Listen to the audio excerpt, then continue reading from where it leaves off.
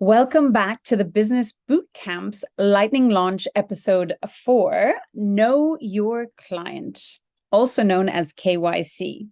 Last week, we talked about branding as your foundation for success. Did you have fun brainstorming your value proposition? And a quick recap to last week's episode, we discussed why marketing is the how and branding is the why. Marketing gets you to the door. Branding makes you want to stay. To put that in real world terms, think of a chocolate chip cookie. You see a delicious chocolate chip cookie.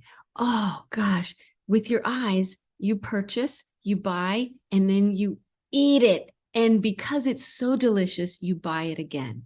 So marketing is what you saw that inspired you to purchase, and branding was what made you come back for more. This week's topic on knowing your ideal client is essential and challenging. So often we, at the start of our business, we want to reach as many people as possible. But when you speak to everyone, you speak to no one. Seth Godin says it best, not everyone is your customer. Simple, but absolutely true. And the key to KYC success is to start with a very targeted and niched ideal client. That means that you are talking to one person, right? As I like to think of marketing, it is H to H. It's human to human. It's you speaking to another human being. I know that we've heard a lot about B2C, B2B, all of that stuff, but at the end of the day, you're still talking to a person who is going to resonate with your messaging, your positioning, and your values. Yeah, and I think also just to make a point there, Giselle, that it's really important I get a lot of people, clients, they say, well, I don't want to just address one person. I want to have to address a lot of people. But just think of it this way. You're speaking to one person, but there's a lot of that one person. Yes. So by speaking to one person, you're actually speaking to 1,000, but it's individualized and people actually feel like you are talking. Your customers feel like you're talking to them. So don't forget to subscribe to the channel. You don't want to miss a single episode. No, you don't. I'm going to go back to what you just said, right? And I'm going to use Eco Rico as yet another example from Eco Rico, which was that, I talked about earlier, I spoke to everyone, right? I had 4 buckets of clients. They were moms, just a few people on the planet, lovers of Latin food and culture, foodies, again, pretty much everybody eats, and and tree huggers like myself. That was 4 billion people doomed to failure because I really wasn't targeting somebody to purchase. And so what you're going to learn now is how important it is to really understand who you're talking to. Really important. And I remember with my first startup, when I started my first business in online fashion, we were thinking, okay, well, we pretty much can help every single woman. And then it was only when we did a client segmentation, we're like, okay, there are different groups, but which are the low-hanging fruits? Well, what's a low-hanging fruit? You can almost imagine like a beautiful fruit tree, and it's the ones that you can actually just easily reach as well. So those are the good clients to start with because they're primed, they're ready, and it's a good way to start testing the market and generating income from these first customers and seeing what works and what doesn't work as well. So you can segment your clients into different groups, different categories based on some of the criteria that we're going to discuss in a minute. And when you have that segmentation done, then you can see, okay, which ones are the low-hanging fruits, which ones do you want to focus on as step 1. Yes, that is so smart. That is how you niche down, or as you like to say, niche. It's incredibly important to talk to a person. If you have 1,000 ideal clients who purchase and then go off and talk about how wonderful everything is you're doing, they're bringing in people, they're talking about, your product, et cetera. These are the people that are going to be long-term clients. When you're talking to 1 million people and they're just like, oh, I really like that content, blah, blah, blah, but their product, whatever, doesn't really speak to me. Nobody's going to buy, right? So you really want to think about of your niche. Mm-hmm. The next step that we want to help everyone here with is to think through demographics. Well, what is this big word? What does demographics mean? I'm sure most of you know demographics, but in case it's not that familiar to you, it's the basic non-behavioral traits of a person.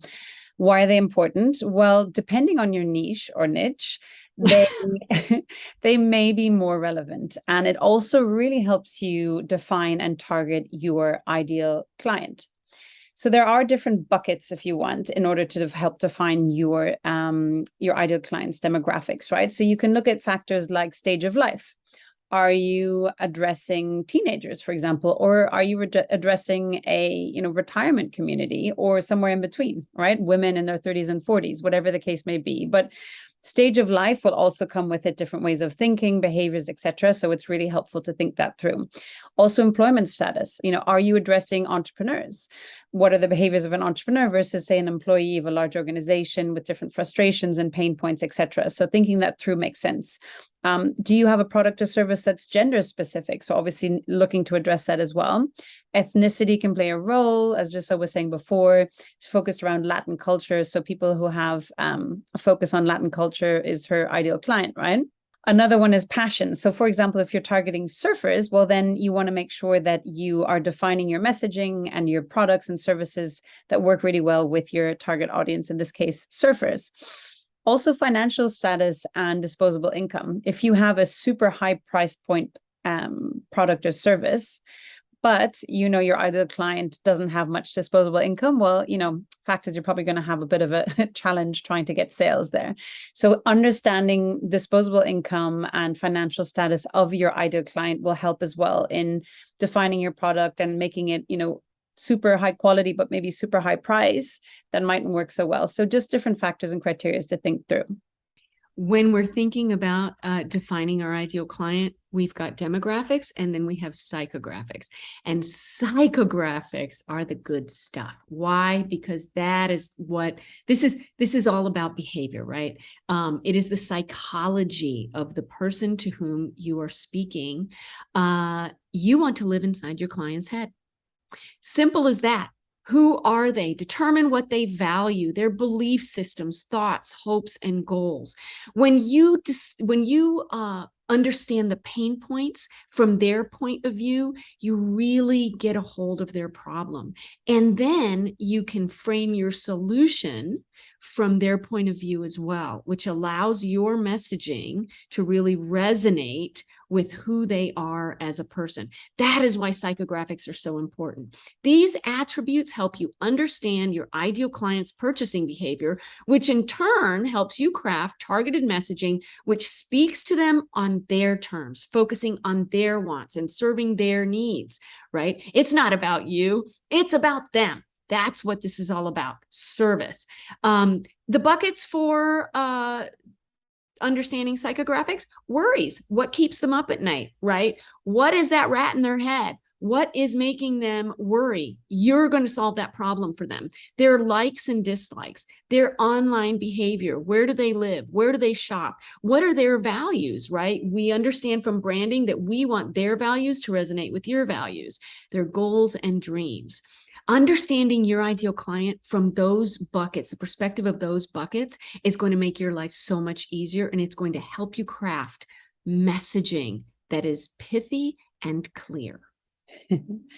So what's your growth work for this week? Well, define your ideal client. Really take the time to do this because it will save you a lot of headaches, wasted time, and money going forward. So what do you want to do to define your ideal client? Well, you really want to get inside their head. You want to know what their passions and pains are. You want to understand what keeps them up at night, as Giselle was saying as well, what they like and what they just don't like.